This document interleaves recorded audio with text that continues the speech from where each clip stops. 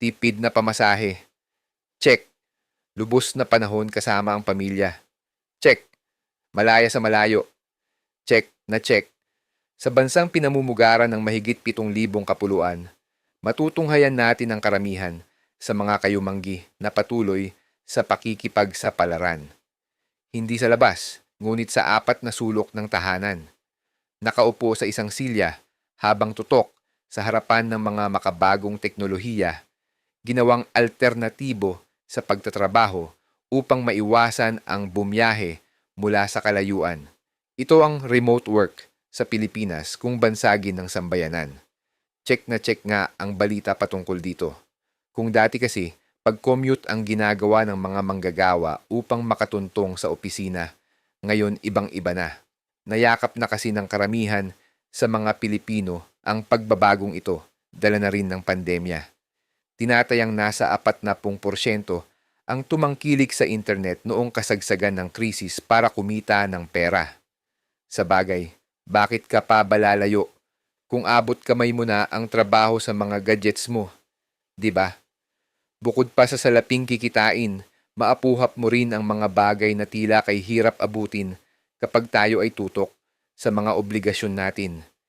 Ilan sa mga nakikitang magagandang benepisyo nito ay ang tipid na pamasahe, maraming oras kasama ang pamilya, at pag-iwas sa pakikipagsiksikan sa mahaba-habang biyahe at paglanghap sa usok na nakakasulasok na pilit binubulusok ng mga sasakyang pangtransportasyon.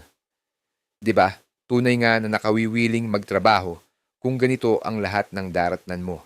Sa kabilang banda, masilayan din natin ang mga nagbabadyang hamon. Una na riyan ang mahinang koneksyon sa internet. Ito ang dahilan kung bakit bumabagal sa paggawa ng mga kailangan isagawa ang isang manggagawa, lalo na kung ang isang teknolohiya ay hindi gumagana sa kalagitnaan ng trabaho. Ikalawa, ang distraksyon sa paligid na pilit umaalingaw-ngaw sa tainga, gaya ng mga batang humihiyaw kapag naghahabulan sa loob ng tahanan. Panghuli, ang pagharap sa bagong mukha ang mas nagpapahirap. Hindi naman kasi lahat bihasa sa pagpindot ng makabagong teknolohiya, kaya kahit kinakailangan ng supervision kung tawagin sa kamay ng isang profesional, magkukulangan dahil tutok na lamang sa mga trabaho sa mundo ng digital.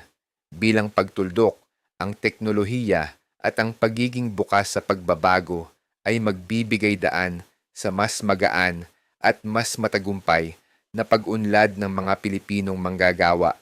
Kung kaya't habang patuloy na umaagos ang tubig, nararapat lamang na sabayan natin ang agos ng makabagong panahon upang hindi mapag-iwanan, kundi upang maging bahagi ng isang mas maliwanag na bukas. Suportado naman ito ng gobyerno, kaya huwag nang mabahala ang mga kayumangging takot makipagsapalaran sa distansya dahil inaabot nila ang trabaho sa pamamagitan ng teknolohiya na magpapalaya mula sa malayo sa mga manggagawa.